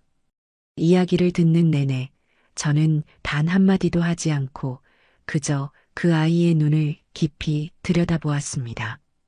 그 눈 속에는 저에 대한 반감이나 악의가 아니었습니다. 그곳에는 엄마라는 거대한 벽 앞에서 수없이 좌절하고 상처받았던 겁에 질린 어린아이의 슬픔이 고스란히 담겨 있었어요. 저는 며느리라는 한 사람을 미워했던 것이 아니었습니다. 그저 그 아이가 평생을 짊어지고 살아온 아픔의 무게를 전혀 보지 못했던 것뿐이었죠. 그래서 엄마라는 존재가 저한테는 공포 그 자체였어요. 너무나 사랑하지만 동시에 저를 질식시키는 존재. 그런데 결혼을 하면 제게 또 다른 엄마가 생긴다는 사실이 저를 미치게 만들었어요. 어머님은 우리 엄마와는 전혀 다른 분이라는 걸 정식 씨를 통해 들어서 머리로는 알고 있었어요. 하지만 마음이 그걸 받아들이지 못했어요. 시어머니라는 이름만 들어도 숨이 턱 막히는 기분이었죠. 전화번호를 알려드리는 순간 제 목에 또 다른 쇠사슬이 채워질 거라는, 제 삶이 또다시 누군가에게 통제당할 거라는 두려움에 사로잡혔던 거예요. 한참 동안 자신의 이야기를 쏟아낸 며느리는 끝내 감정을 주체하지 못하고 눈물을 터뜨리고 말았습니다. 저는 테이블 위에 놓인 휴지를 뽑아 조용히 건네주었죠. 그리고 며느리가 끄끄거리며 감정을 추스를 때까지 묵묵히 기다려 주었습니다. 한참 뒤 간신히 눈물을 그친 며느리를 향해 저는 나직이 말했습니다. 얼마나 힘들었니? 그 여린 어깨로 그 모든 걸 혼자 감당하느라 참으로 애썼다, 얘야. 제 말은 다 괜찮다는 식의 성급한 용서가 아니었습니다. 그 아이가 혼자서 외롭게 건너왔을 그 아프고 서러웠던 시간 전체를 향한 한 인간으로서의 깊은 공감과 위로였죠. 제 말에 며느리는 다시 한번 울음을 터뜨렸습니다. 하지만 이번의 눈물은 아까와는 그 성격이 다른 수십 년간 굳어있던 응어리가 마침내 녹아내리는 따뜻한 해빙의 눈물처럼 보였습니다. 저는 제 이야기를 들려줄 차례라고 생각했습니다. 나는 내가 왜 그런지 그 이유를 전혀 몰라서 처음에는 그냥 내가 미워서, 내가 싫어서 그러는 줄로만 알았다. 남편 먼저 보내고 텅 빈 이 넓은 집에 아들 녀석 하나만 바라보고 살았어.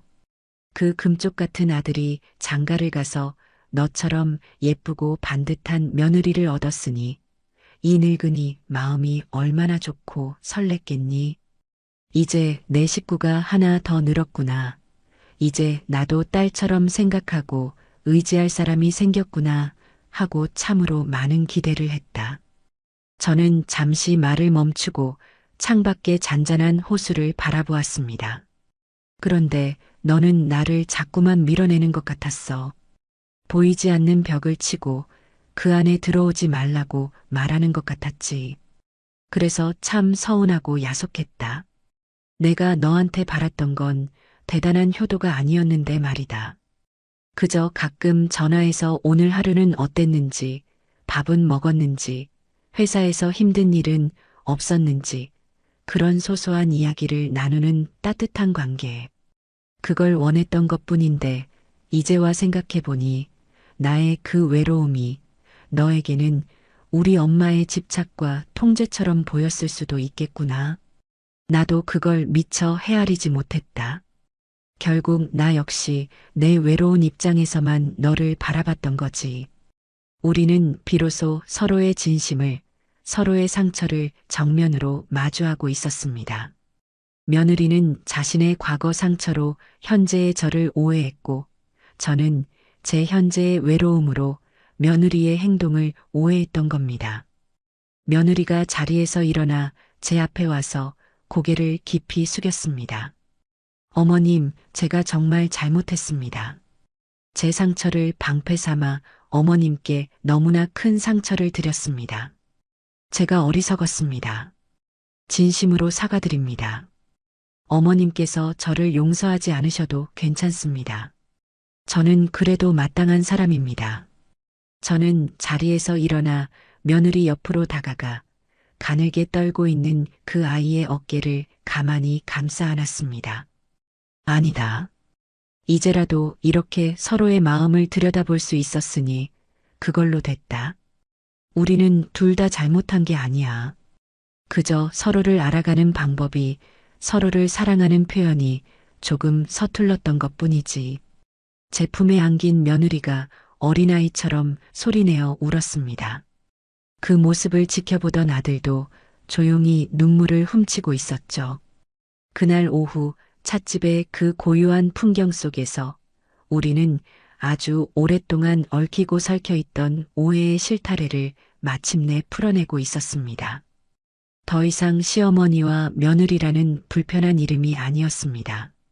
그저 깊은 상처를 가진 한 여자와 지독히도 외로웠던 한 여자가 서로의 존재를 따뜻하게 보듬어주는 눈물겹도록 아름다운 시간이었습니다. 찻집을 나설 때 가을 하늘은 우리가 들어갈 때보다 한층 더 높고 푸르러 보였습니다. 마치 우리 마음속을 짓누르고 있던 무겁고 탁한 감정의 응어리들을 깨끗하게 씻어내주기라도 한 것처럼 말입니다. 찻집을 에워싼 공기마저 상쾌하게 느껴졌죠.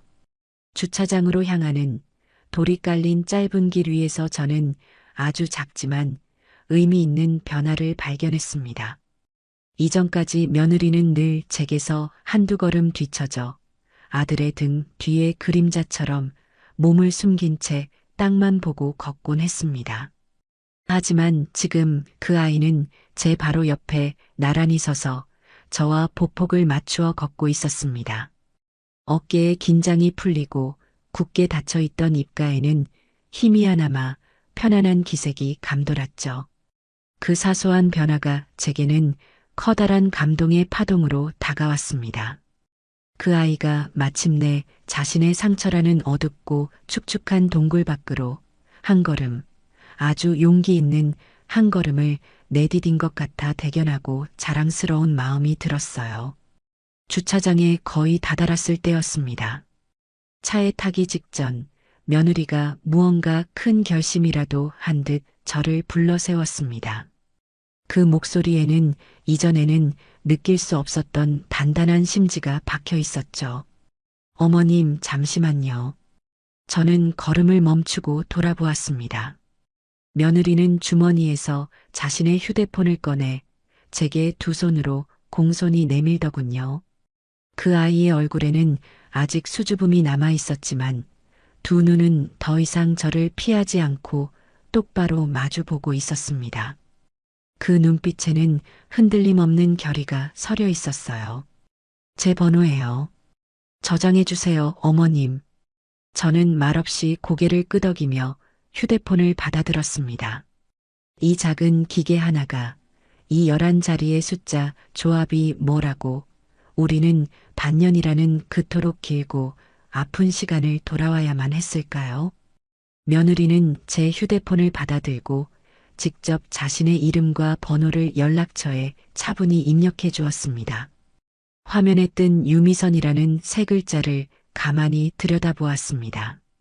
그 이름은 이제 제게 더 이상 불편하고 어려운 존재가 아니었습니다. 저는 미소를 지으며 그 글자들을 지우고 한 글자 한 글자 정성을 담아 새로 입력했습니다. 우리 딸 미선이라고요. 그 모습을 옆에서 지켜보던 며느리의 눈이 놀라움으로 동그래졌습니다. 눈가가 파르르 떨리는가 싶더니 이내 커다란 눈동자에 맑은 눈물이 차오르는 것이 보였죠. 저는 아무렇지 않은 척 곧바로 그 번호로 통화 버튼을 눌렀습니다. 잠시 후 며느리의 가방 속에서 경쾌하면서도 조금은 낯선 벨소리가 울려 퍼졌습니다. 며느리가 조금은 당황한 그러나 기쁨을 감추지 못하는 얼굴로 꺼내든 휴대폰 화면에는 제가 방금 저장한 어머님이라는 세 글자가 선명하게 떠 있었죠. 우리는 그 화면을 보며 약속이라도 한 듯 동시에 맑은 웃음을 터뜨렸습니다. 그 웃음소리가 텅 빈 주차장을 가득 채웠고 그동안 우리를 짓누르던 마지막 어색함의 잔재마저 가을바람에 흩날려 보내는 듯 했습니다. 반년이라는 길고 아픈 시간을 돌아 우리는 마침내 세상 가장 평범하고도 위대한 방식으로 서로에게 온전히 연결된 겁니다. 저는 차에 오르기 전 행복한 미소를 짓고 있는 두 사람을 돌아보며 말했습니다. 자, 이제 서로 번호도 알게 됐으니 이걸로 다 끝난 걸까? 아들과 며느리는 제 질문의 진짜 의도를 몰라 어리둥절한 표정으로 저를 바라보았습니다.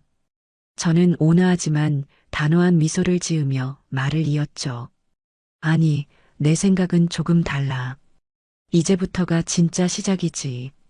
어렵게 연 이 마음의 문을 다시는 닫지 않으려면 우리에게는 새로운 지혜가 필요해. 우리는 이제 예전처럼 서로에게 상처 주는 방식으로도 또 내가 그토록 두려워했던 서로를 올가매고 구속하는 방식으로도 살면 안 돼. 우리에게는 우리만의 새롭고 건강한 규칙이 필요하다는 뜻이야. 우리는 차에 오르는 대신 근처 호수가 내다보이는 벤치에 나란히 앉았습니다. 얼굴을 스치는 가을바람에는 상쾌한 풀내음과 흙내음이 섞여 있었고 멀리서 아이들이 웃고 떠드는 소리가 평화롭게 들려왔습니다. 미선아, 찻집에서 내 이야기를 들으면서 그리고 요즘 내 삶을 살면서 내가 깨달은 게 있다. 너는 너대로 치열하고 바쁜 인생이 있고 나도 이제는 나만의 새로운 삶이라는 게 생겼어. 바리스타 수업도 가야 하고 친구들이랑 등산 약속도 잡아야 하고 새로 나올 디저트 레시피도 연구해야 하고 생각보다 아주 바쁜 몸이야. 제 너스레의 며느리가 마침내 소리를 내어 작게 웃었습니다. 경계심이 완전히 풀어진 참으로 예쁜 웃음이었습니다. 그러니 예전처럼 서로에게 부담을 주는 관계는 애초에 만들지 말자. 그건 너도 나도 결국 원치 않는 방식일 테니 내가 나를 위해 너의 시간을 억지로 희생할 필요도 없고 내가 너에게 무언가를 바라며 서운해할 필요도 없어. 대신 아주 작지만 소중한 약속을 하나 정하는 건 어떨까? 네, 어머님. 어떤 약속이든 말씀해 주세요. 저 이제 뭐든지 다 지킬 자신 있어요. 며느리의 목소리에는 굳은 의지와 함께 진심 어린 열의가 실려 있었습니다. 일주일에 딱 한 번, 우리가 가장 편안하고 여유로운 시간인 일요일 저녁 8시에 딱 10분만 통화하는 거야. 길게 할 필요도 없어. 길어지면 오히려 부담이 될 수 있으니. 그저 그 주에 있었던 소소한 이야기를 나누는 거지. 이번 주에는 이런 일이 있었어요. 어머님은 어떻게 지내셨어요? 하고 말이야. 이건 서로를 감시하거나 의무감으로 하는 숙제가 아니야. 정말 서로의 안부가 궁금해서 서로의 삶을 응원하는 마음으로 나누는 다정한 인사로. 물론 정말 급하거나 도움이 필요한 일이 생기면 그땐 시간과 요일에 상관없이 언제든 제일 먼저 전화하는 거고. 어떠니? 제 제안에 며느리의 얼굴이 환하게 밝아졌습니다. 그건 일방적인 통보나 통제가 아니었습니다. 서로의 삶의 방식을 온전히 존중하고 가장 이상적인 건강한 거리를 유지하려는 배려 깊은 약속이었으니까요. 그 아이가 그토록 두려워했던 족쇄가 아니라 서로를 느슨하지만 끊어지지 않게 연결해주는 따뜻하고 부드러운 명주실과도 같은 약속이었죠. 네, 어머님. 너무 좋아요. 정말 좋은 생각이에요. 저 그 약속 꼭 지킬게요. 옆에서 가만히 듣고만 있던 아들은 그제야 온전히 안심이 되는지 그동안의 마음고생이 다 씻겨나간 듯한 아주 편안하고 행복한 표정을 지었습니다. 그렇게 우리는 새로운 가족의 헌법 제1조를 아름다운 가을 햇살 아래에서 만장일치로 통과시켰습니다. 그 주 일요일 저는 약속 시간인 8시가 다가오자 저도 모르게 휴대폰을 옆에 두고 만지작거렸습니다. 첫 데이트 약속을 앞둔 처녀처럼 조금은 긴장되고 기분 좋게 설레는 마음이었죠. 제가 먼저 걸어야 하나 아니면 기다려야 하나 잠시 고민하고 있는데 정확히 8시 정각에 전화벨이 울렸습니다. 우리 딸 미선이라는 이름이 화면에 뜨는 순간 저는 저도 모르게 활짝 미소를 지었죠. 여보세요? 미선이냐? 네, 어머님. 저 미선이에요. 주말 잘 보내셨어요? 우리의 첫 공식적인 통화는 그렇게 시작되었습니다. 처음 몇 분간은 무슨 말을 해야 할지 몰라 서로 날씨가 많이 쌀쌀해졌죠? 라거나 저녁은 드셨어요? 같은 의례적인 이야기만 하는 등 서먹한 기운이 감돌았지만 우리는 약속한 10분을 의미 있는 시간으로 채우기 위해 서로 노력했어요. 저는 새로 개발한 사과 시나몬 라테 레시피에 대해 신이 나서 이야기했습니다. 사과의 상큼함과 시나몬의 향이 얼마나 잘 어울리는지, 우유 거품은 어떻게 내야 더 부드러운지에 대해 설명했죠. 며느리는 새로 시작한 필라테스가 얼마나 힘든지, 하지만 뻣뻣했던 몸이 조금씩 유연해지는 것을 느낄 때 얼마나 보람 있는지에 대해 이야기했습니다. 별것 아닌 소소한 대화였지만 저는 그 10분 동안 온전히 며느리의 이야기에 귀를 기울였고, 며느리 또한 제 이야기에 와, 정말 맛있겠어요. 어머님 정말 대단하세요 하며 진심으로 맞장구를 쳐주었죠. 그것은 서로의 독립적인 세계를 존중하고 공유하는 아주 소중하고 의미 있는 시간이었습니다. 정확히 10분이 되었을 때 우리는 웃으며 인사를 나눴습니다. 어머님, 다음 주 일요일 8시에 또 전화 드릴게요. 그래, 그때까지 감기 조심하고 잘 지내고. 전화를 끊고 나니 마음속에 따뜻하고 기분 좋은 만족감이 잔잔한 강물처럼 번졌습니다. 그렇게 몇 번의 일요일이 지나고 우리의 10분 통화는 점점 더 자연스럽고 풍성해졌습니다. 처음의 어색함은 눈 녹듯 사라지고 그 자리에 편안함과 친밀감이 싹트기 시작했죠. 지난주에는 며느리가 회사에서 새로 맡은 프로젝트 때문에 상사와 의견 충돌이 있었던 일을 제게 털어놓으며 아이처럼 하소연을 하기도 했습니다. 저는 예전의 권위적인 시어머니들처럼 어른 말씀은 따르는 게 맞다 혹은 사회생활이 다 그런 거다, 네가 참아라라고 말하는 대신 며느리의 이야기에 끝까지 귀를 기울여 주었습니다. 그리고 이렇게 말했죠. 세상에 그런 무례하고 꽉 막힌 사람이 다 있니? 우리 미선이 논리적으로 맞는 말을 했는데 왜 그걸 몰라준대? 속상해서 어떡하니? 내일 맛있는 거 꼭 사 먹고 기운 내라. 네가 틀린 거 하나도 없다. 전화 너머로 며느리가 감동한 듯 잠시 말을 잇지 못하는 것이 느껴졌습니다. 그 아이는 아마 난생 처음으로 엄마에게서 받아보지 못했던 무조건적인 지지와 위로를 경험했을 겁니다. 어느덧 쌀쌀한 바람이 옷깃을 여미게 만들던 일요일 저녁, 저는 통화를 마치기 전에 며느리에게 조심스럽게 제안을 하나 했습니다. 미선아, 이번 주 토요일 저녁에 혹시 시간 괜찮니?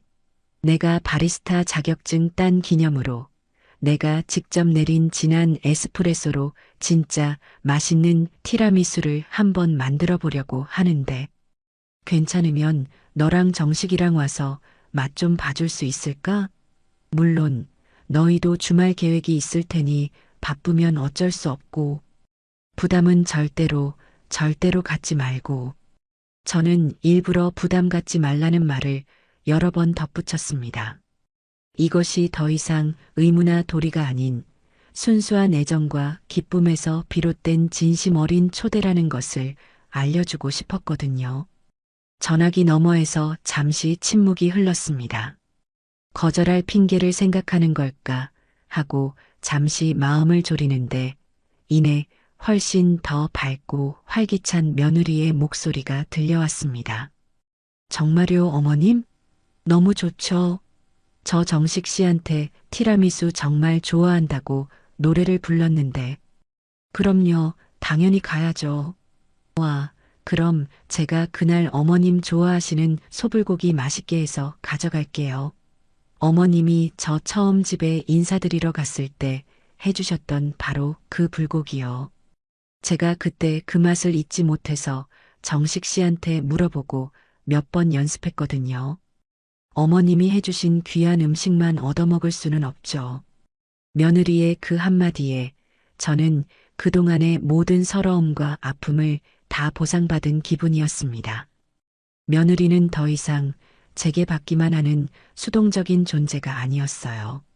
함께 식탁을 차리고 기쁨을 나누고 지난날의 좋은 기억을 소환해 서로에게 무언가를 해주고 싶어 하는 능동적이고 사랑스러운 파트너가 되어준 겁니다.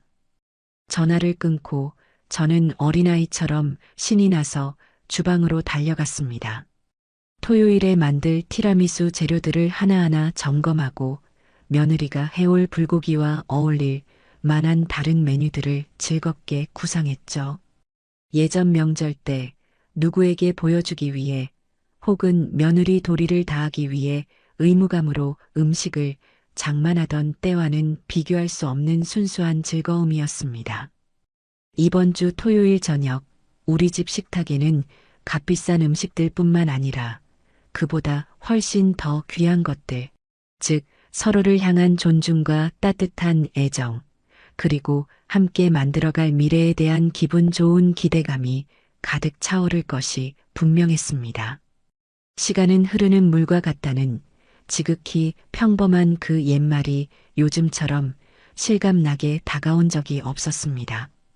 며느리와 새로운 가족의 규칙을 만들고 서로에게 닫혔던 마음의 빗장을 활짝 열어젖힌 지 어느덧 계절이 두 번 바뀌어 다시 따스한 봄볕이 내리쬐는 반년이라는 시간에 훌쩍 지나갔죠. 그동안 우리에게는 겨울 땅을 뚫고 올라오는 봄날의 새싹처럼 아주 작지만 소중하고 경이로운 변화들이 많이 일어났습니다.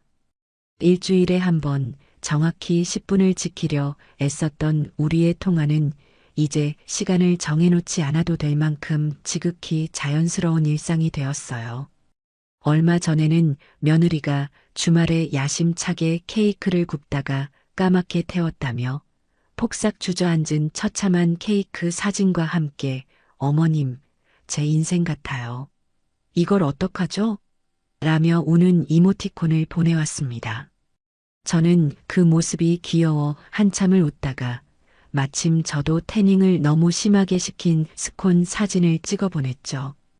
우리 딸, 인생은 원래 쓴맛과 단맛, 그리고 가끔은 탄맛도 있는 거란다. 우리 둘 다 오늘은 커피나 마시면서 액대 맞았구나. 우리는 그렇게 시시콜콜한 실패담을 나누며 서로를 위로하고 함께 웃을 수 있는 사이가 되었습니다. 우리는 서로의 일상에 부담스럽지 않을 만큼 하지만 충분히 따뜻하게 스며들며 아주 건강하고 튼튼한 세상에 단 하나뿐인 우리만의 관계를 차곡차곡 쌓아나가고 있었습니다. 그리고 제 인생에도 아주 근사하고 놀라운 변화가 생겼습니다. 그저 허전한 마음을 달래기 위해 잊고 살았던 내 이름을 되찾기 위해 시작했던 바리스타 수업이 제 인생의 후반부를 전혀 다른 색깔로 칠해주는 활기찬 계기가 되어준 겁니다. 늘 저를 지지해주고 응원해주던 쾌활한 영자씨, 그리고 병상에서 일어나 예전보다 한층 더 강인하고 지혜로워진 숙혜 씨와 의기투합하여 돈내 어귀의 낡은 상가를 빌려 우리만의 작은 북카페를 열게 되었어요. 그 과정이 순탄하기만 했던 것은 아니었습니다. 가게 이름을 짓는 것부터 시작해 벽지 색깔, 테이블 배치 하나하나까지 평생 갖기 다른 삶을 살아온 여자 셋의 의견이 사자건건 부딪혔죠. 대출금을 알아보기 위해 은행 문턱을 드나들 때는 덜컥 겁이 나 밤잠을 설치기도 했습니다. 하지만 우리는 서로에게 기대고 때로는 격렬하게 다투기도 하면서 마치 하나의 팀처럼 모든 어려움을 헤쳐나갔습니다. 평생을 누군가의 아내, 누군가의 엄마라는 이름 뒤에 그림자처럼 가려져 살았던 제가 대표 김인순이라는 제 이름석 자가 당당히 새겨진 사업자 등록증을 손에 쥐던 날, 저는 저도 모르게 뜨거운 눈물을 펑펑 쏟고 말았습니다. 영자 씨가 최고의 커피와 전반적인 운영을, 수키 씨가 한치의 오차도 없는 꼼꼼한 회계를, 그리고 제가 손님들의 입을 즐겁게 해줄 달콤한 디저트를 맡기로 했죠. 인순의 서재라고 이름 붙인 우리 카페는 갓볶은 원두향과 오래된 책 냄새가 향기롭게 어우러진 동네 어르신들과 젊은 엄마들이 아이 손을 잡고 와 편히 쉴 수 있는 포근한 사랑방 같은 공간이었습니다. 카페 개업식 날 아들과 며느리는 제가 제일 좋아하는 보랏빛 서양란이 담긴 커다란 화분을 들고 제일 먼저 찾아왔습니다. 아들은 어색해하면서도 엄마 대박 나세요 라며 파이팅을 외쳤고 며느리는 환하게 웃으며 제게 직접 골랐다는 감색 바탕에 예쁜 꽃수가 놓인 앙치마를 선물로 내밀었죠. 어머님, 이제 진짜 사장님 되셨네요. 정말 정말 축하드려요. 제가 아는 모든 사람을 통틀어서 지금 어머님이 제일 멋져요. 그 진심 어린 한마디에 괜히 코끝이 찡해져 저는 눈물을 감추려 애써 고개를 돌려야만 했습니다. 며느리는 그날 하루 종일 마치 자기 가게인 것처럼 팔을 걷어붙이고 손님을 맞고 컵을 나르고 테이블을 정리하며 저를 도와주었습니다. 몰려드는 손님에 정신이 없어 허둥대는 제 등 뒤에서 어머님, 3번 테이블 주문 밀렸어요. 제가 먼저 정리하고 있을게요. 하고 외치는 며느리의 목소리는 천군만마와도 같이 든든했죠. 한 번은 까다로운 손님이 커피 맛이 너무 쓰다며 불평을 늘어놓았습니다. 제가 어떻게 대처해야 할지 몰라 머뭇거리는 순간 며느리가 미소를 지으며 손님에게 다가가 말했습니다.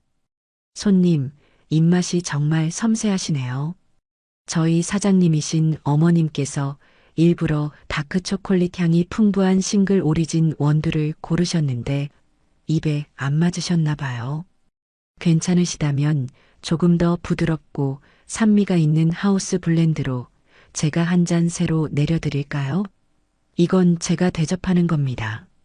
그 능숙하고 지혜로운 대처에 저는 입을 다물지 못했습니다. 그 모습을 흐뭇하게 바라보는데 아들이 제게 다가와 어깨를 부드럽게 감싸며 속삭였습니다. 엄마, 정말 대단하세요.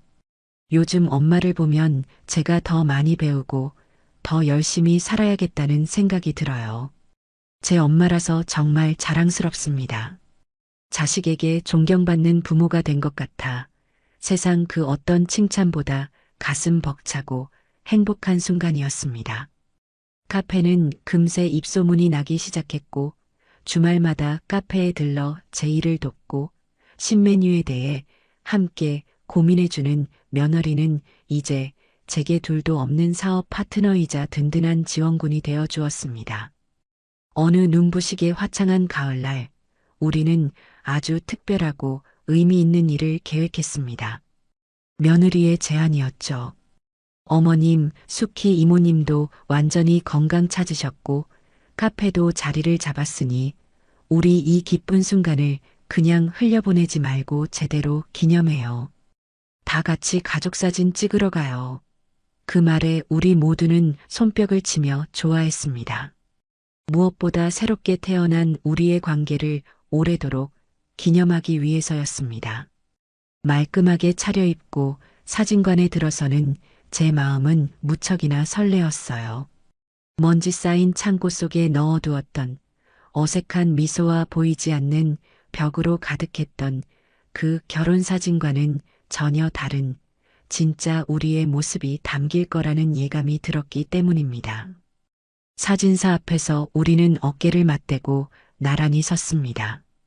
아들은 제 어깨와 며느리의 어깨에 든든하게 팔을 둘렀고 며느리는 예전 같았으면 상상도 못할 일이지만 아주 자연스럽게 제게 머리를 살짝 기댔습니다. 며느리의 머리카락에서 나는 은은한 샴푸 향기와 따뜻한 온기가 제게 고스란히 전해져 왔어요. 그 작은 몸짓 하나에 우리는 이제 정말 한 가족이구나 하는 깊은 유대감이 느껴졌습니다. 자, 여기 보세요. 세상에서 가장 행복한 표정으로 활짝 웃어보세요. 치즈. 사진사의 말에 우리는 약속이라도 한 듯 환하게 웃음을 터뜨렸습니다.